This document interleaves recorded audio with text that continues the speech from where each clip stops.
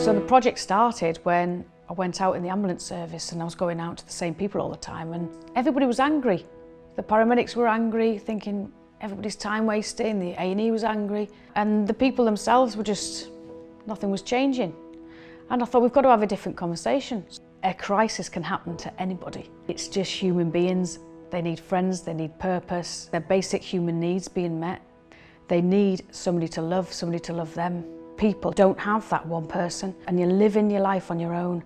And I thought that cannot be. We can't have that in society where you've got a group of people out there who are just fending for themselves and don't know how to reach out.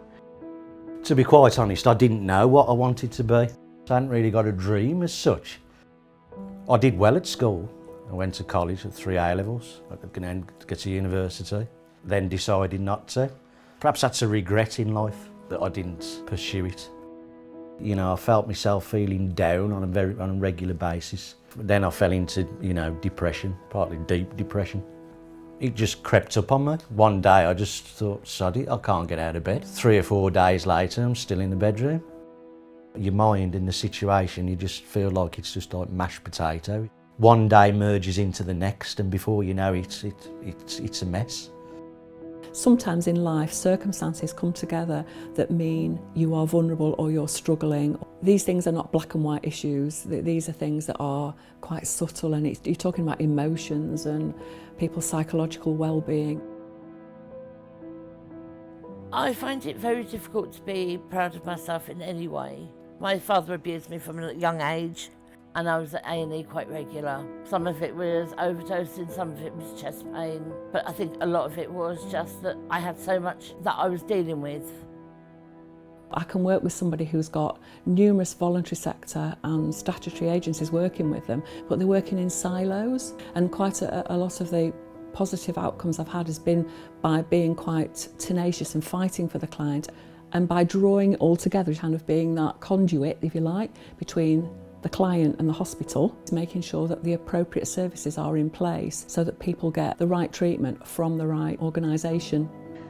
You've got medical facilities that people can go to, and then you've got social care. But in the middle, there's this void. There's a no man's land here that's going on, and so people fall down that gap. If you can imagine, if you've gone to A&E 50 times, some people go twice a week, every week, all their lives. They are offered the same thing all the time, and it's not working. So we have to do something different. We've got to step outside of the very place we don't want people to go. I mean, I started ringing the ambulance out of almost desperation, really. I just needed somebody there to talk to. But then when I've rung the ambulance and then I'm sat next to somebody in the A&E, dripping with blood, I've got somebody drunk next to me, and my anxiety levels are just going through the roof. That's definitely not a place where I should be, because they just simply aren't geared up to help. People who are using our service are the people who need support and are not getting it from the statutory or voluntary services that are currently in place. There is often a gap, and HIU bridges that gap. I think I needed to have spoken to somebody in length. Just a simple phone call and a visit to your house. It's more of a relaxed, calming thing than being in an A&E or talking to a nurse that's a bit abrupt. It was a random phone call that we met and spoke. I felt like a weight almost being lifted off my shoulders because I could actually talk to somebody that understands. We make that initial phone call and we explain to them that we're worried about you and we just want to make sure that you are getting the best level of care. There's obviously something not right in that person's life. There's a reason why they keep presenting in A&E. They've either got no one to help them and support them, or they're just lost and they need a little bit of guidance. That's where we come in. What is it that we're missing? And the best way to find that out is actually to sit down and have a conversation with that person, a real, genuine conversation.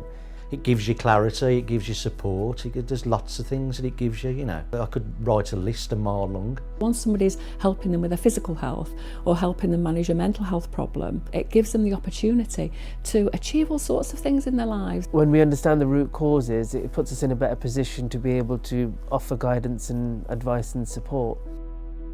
It is different, it's unique, and it works. To see somebody who, when you first meet them, hopeless and helpless and overwhelmed and just don't know where to turn, Eventually, you look at them and you think, you don't need me anymore, and that is just fantastic. I can't believe how far I've come. I'm in control of my life. I don't need A&E. I'm safe. For the first time in my life, I actually feel safe.